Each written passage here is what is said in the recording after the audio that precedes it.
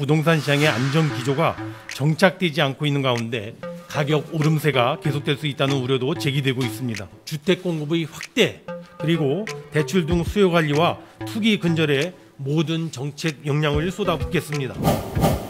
존경하는 국민 여러분, 올해 초 어렵게 안정세를 찾아가던 주택가격, 전세가격이 4월 이후에 수도권을 중심으로 다시 불안한 모습을 보이는 데 대하여 저를 비롯하여 관계장관 모두 송구스럽게 생각합니다.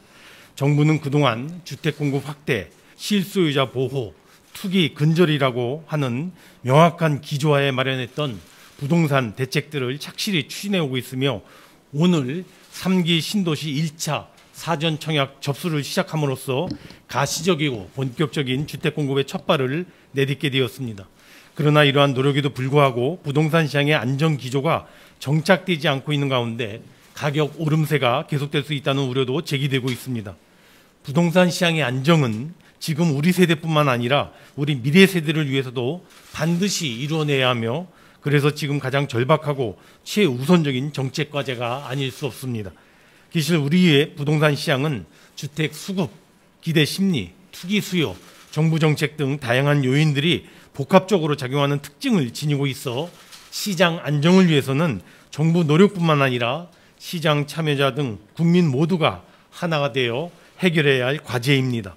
이에 오늘 부동산 시장 상황, 부동산 정책 진행 현황, 그리고 향후 부동산 정책의 향방 및 정부 의지 등을 국민들께 소상히 말씀드리고 국민들의 이해와 협조를 구하고자 이 자리에 섰습니다.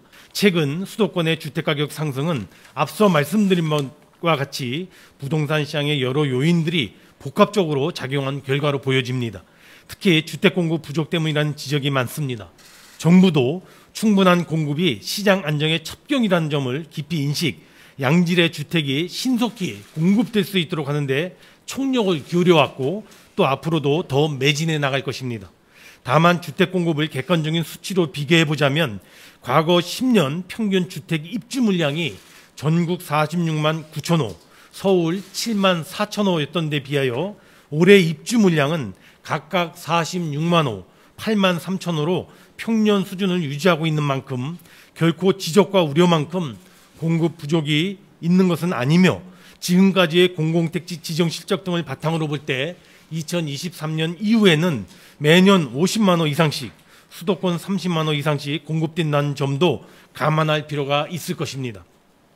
아울러 수요 측면에서도 지난해 33만 세대가 늘어났던 수도권의 세대 수가 금년 1월부터 5월간에는 작년의 절반인 7만 세대 증가에 그치고 있는 점을 감안하면 주택 수급 요인만이 현 시장 상황을 가져온 주요 원인이라고 보기는 어려울 것입니다. 즉 수급 이외의 다른 요인들도 살펴볼 필요가 있겠습니다. 먼저 지나친 심리 요인 작동입니다. 주택 가격 전망 CSI 등 관련 심리 지표를 보면 시장 수급과는 별개로 불확실성 등을 토대로 막연한 상승 기대 심리가 형성된 모습에다가 그 변동성은 과거에 비하여 현저히 커진 만큼 과도한 수익 기대 심리를 제어하는 것도 매우 중요하다고 하겠습니다.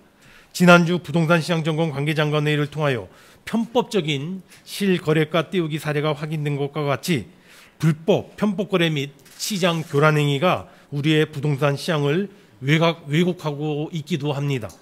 기대 심리와 투기 수요, 불법 거래가 비중 있게 가격 상승을 견인하는 상황 하에서는 주택 가격이 지속적으로 오를 수는 없다 하겠습니다. 그간 여러 기회를 통하여 향후 주택 가격의 조정 가능성에 대하여 말씀드렸습니다만 이는 단순히 직관에 의해서가 아니라 과거의 경험, 주요 관련 지표가 보여주는 바를 말씀드린 것이며, 또한 외국 사례와 국내의 전문기관들이 제기한 우려를 말씀드린 것입니다.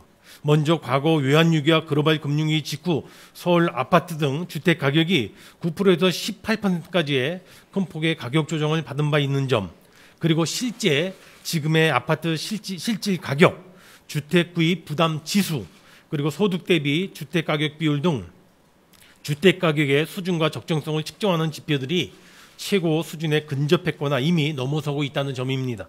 또한 여러 국내 기관들뿐만 아니라 BIS 등 국제기구에서도 과도하게 상승한 주택가격의 조정 가능성을 지적하고 있고, 특히 한은이 연내 금리 인상 가능성을 시사하는 가운데 우리 금융당국은 하반기 가계부채 관리 강화를 시행하게 되며 대외적으로 미국 연준의 조기 테이퍼링 가능성도 제기되고 있습니다.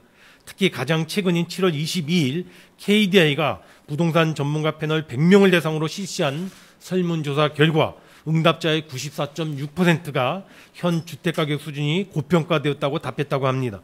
지금은 불안감에 의한 추격 매수보다는 향후의 시장 상황, 유동성 상황, 객관적인 지표, 그리고 다수 전문가 의견 등에 귀 기울이며 진중하게 결정을 해 주셔야 할 때라고 보여집니다. 존경하는 국민 여러분, 정부는 부동산 시장 안정을 정책의 최우선 과제로 삼고 하반기에 그 무엇보다도 주택 공급의 확대, 그리고 대출 등 수요 관리와 투기 근절에 모든 정책 역량을 쏟아붓겠습니다.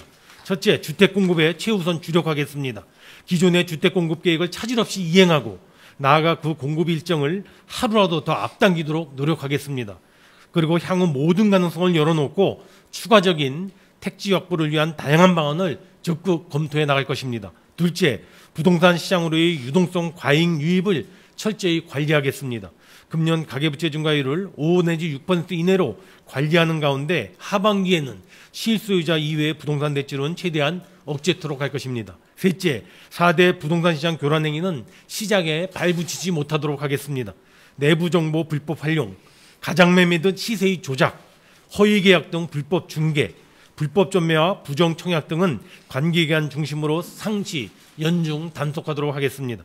이와 함께 지난달 발표한 LH 혁신 방안도 투기 재발 방지 체계 구축 등 핵심 대책 과제들은 8월 말까지 모두 완료하고 LH 조직 개편안도 8월 중에 확정하여 정기국회에 관련 법안이 제출되도록 하겠습니다.